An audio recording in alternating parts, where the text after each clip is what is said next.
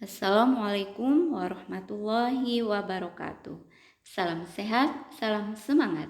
Semoga hari ini anak-anak dalam keadaan sehat walafiat dan masih tetap semangat belajarnya. Amin, amin, ya rabbal alamin.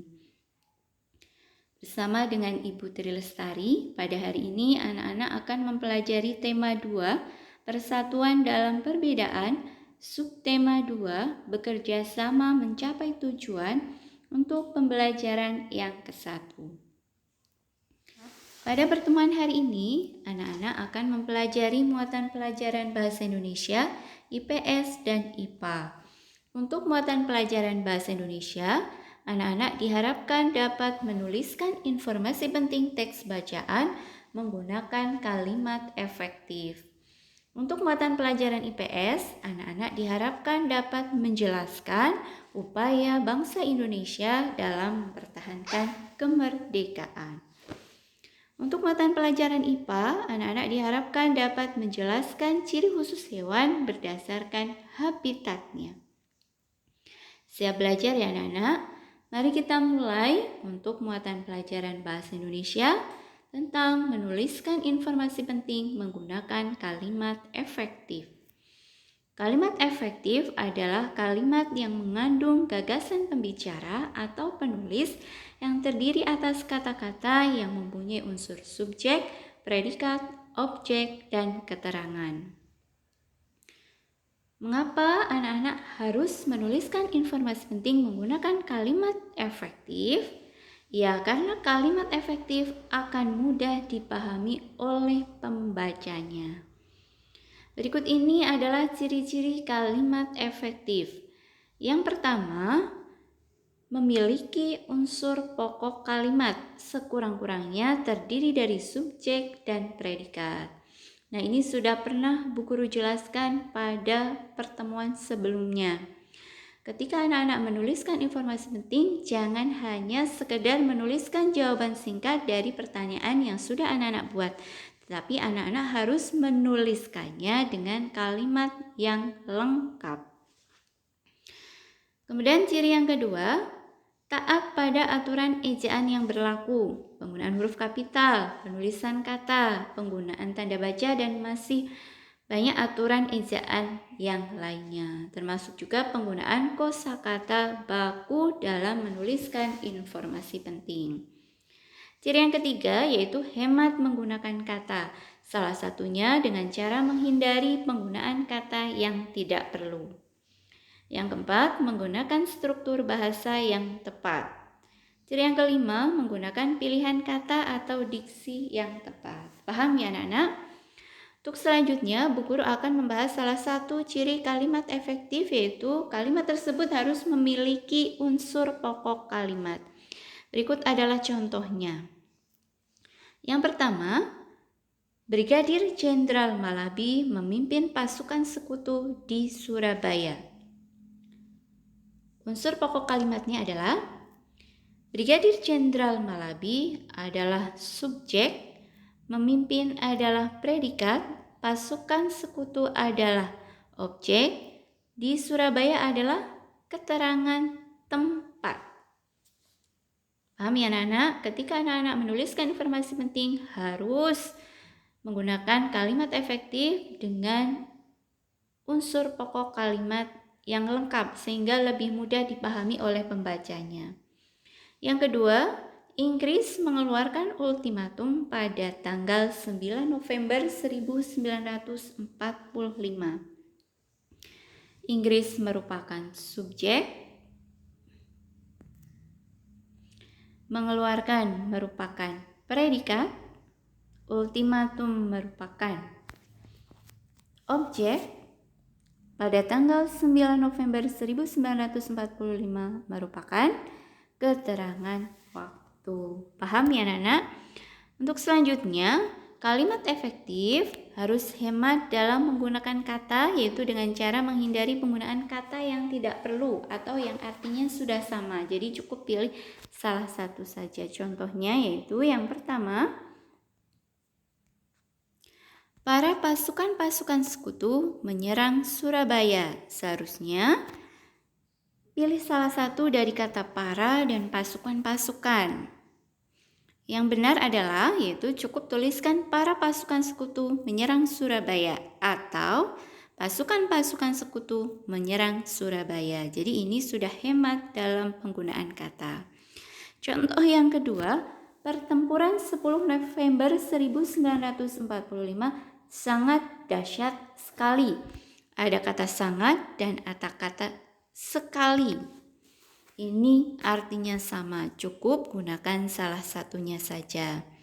Pertempuran 10 November 1945 sangat dahsyat. Terus bisa juga menggunakan kalimat pertempuran 10 November 1945 dahsyat sekali. Paham ya anak-anak? Untuk selanjutnya, silakan anak-anak baca teks bacaan yang berjudul Pertempuran Surabaya pada buku paket tema halaman 45.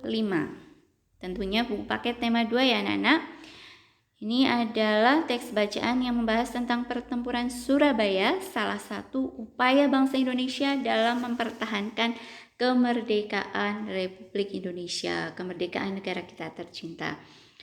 Kemudian untuk hari ini silakan anak-anak berlatih menuliskan informasi penting dari teks bacaan tersebut menggunakan kalimat efektif. Selamat berlatih ya anak-anak. Semoga anak-anak bisa benar-benar menuliskan informasi penting menggunakan kalimat efektif yang benar. Untuk selanjutnya, mari kita pelajari muatan pelajaran IPS tentang upaya mempertahankan kemerdekaan. Kemerdekaan Indonesia diproklamasikan pada tanggal 17 Agustus 1945. Nah, setelah itu bangsa Indonesia masih harus terus berupaya untuk mempertahankan kemerdekaannya. Apa saja upaya yang sudah dilakukan oleh bangsa Indonesia? Ya, yang pertama yang dilakukan oleh bangsa Indonesia yaitu upaya melalui jalur fisik. Yang kedua, upaya yang dilakukan melalui jalur diplomasi. Melalui jalur fisik berarti bangsa Indonesia melakukan pertempuran masih melawan para sekutu yang ingin kembali menguasai bangsa Indonesia. Ada pertempuran 10 November di Surabaya, pertempuran Ambarawa, pertempuran Medan Area, pertempuran Bandung Lautan Api, agresi militer Belanda 1 dan agresi militer Belanda 2. Nah, itu beberapa pertempuran yang dilakukan oleh para pejuang, para pahlawan bangsa Indonesia untuk mempertahankan kemerdekaan melalui jalur fisik. Kemudian untuk jalur diplomasi yaitu melalui perundingan. Yang pertama ada perundingan Linggarjati, ada perjanjian Renville, ada perjanjian Rumroyen, ada perjanjian konferensi Meja Bundar atau KMB. Silahkan anak-anak baca informasi tentang upaya-upaya mempertahankan kemerdekaan Indonesia, baik di buku paket tema atau mungkin buku referensi yang anak-anak punya lainnya. Kemudian setelah itu silahkan anak-anak selesaikan tugas IPS berikut ini. Karena untuk materi ini tanpa anak-anak membaca, anak-anak pasti tidak bisa memahami materi ini dengan baik. Kuncinya adalah anak-anak mau membaca, sehingga anak-anak bisa memahami tentang materi upaya mempertahankan kemerdekaan Indonesia. Langkah pertama, silakan anak-anak bacalah informasi berkaitan dengan upaya mempertahankan kemerdekaan bangsa Indonesia melalui jalur fisik atau pertempuran. Jadi untuk hari ini kita pelajari upaya mempertahankan kemerdekaan melalui jalur fisik atau pertempuran. Kemudian anak-anak buatlah laporan tentang upaya mempertahankan kemerdekaan melalui jalur fisik atau pertempuran dengan cara melengkapi tabel berikut ini. Bu Guru sudah memberikan contoh 1 yaitu untuk pertempuran 10 November di Surabaya. Nah, silakan anak-anak buat tabel seperti contoh, kemudian diisi seperti contoh yang sudah Bu Guru tuliskan. Paham ya anak-anak? Selamat belajar, selamat menyelesaikan tugas IPS hari ini. Dan untuk materi terakhir hari ini adalah IPA, yaitu tentang ciri khusus hewan dan habitatnya. Bu Guru akan membahas tentang ciri khusus bebek dan unta. Kita mulai untuk ciri khusus bebek dan habitatnya. Bebek itu habitatnya adalah di darat, tetapi bebek tersebut mencari makan di perairan dan tempatnya berlumpur. Kita lihat ciri khusus yang pertama, itu adalah paruhnya. Ya, paruhnya memiliki bentuk pipih dan lebar karena ini untuk mempermudah bebek dalam mencari makanan di dalam lumpur. Ciri khusus yang selanjutnya ini adalah bagian pangkal paruh. Bentuknya seperti sisir, fungsinya yaitu untuk menyaring makanan di dalam air atau lumpur ketika bebek tersebut mencari makanan. Ciri khusus yang selanjutnya ini adalah bulunya. Bulu bebek memiliki lapisan minyak sehingga ketika bebek tersebut berenang tidak basah dan bulu tersebut bisa menghangatkan tubuh bebek saat udara dingin. Ciri khusus selanjutnya ini adalah pada jari kaki bebek. Ya, jari kaki bebek berselaput sehingga bebek ketika berenang mudah berjalan di tanah yang berlumpur. Paham ya anak-anak? Untuk selanjutnya ini adalah ciri khusus unta dan habitatnya. Unta hidupnya di mana anak-anak? Ya, di gurun pasir. Di daerah yang sangat panas, sumber airnya sangat pas-pasan ya anak-anak ya. Bahkan ada beberapa tempat yang kekurangan air. Nah, berikut ini adalah ciri khusus unta.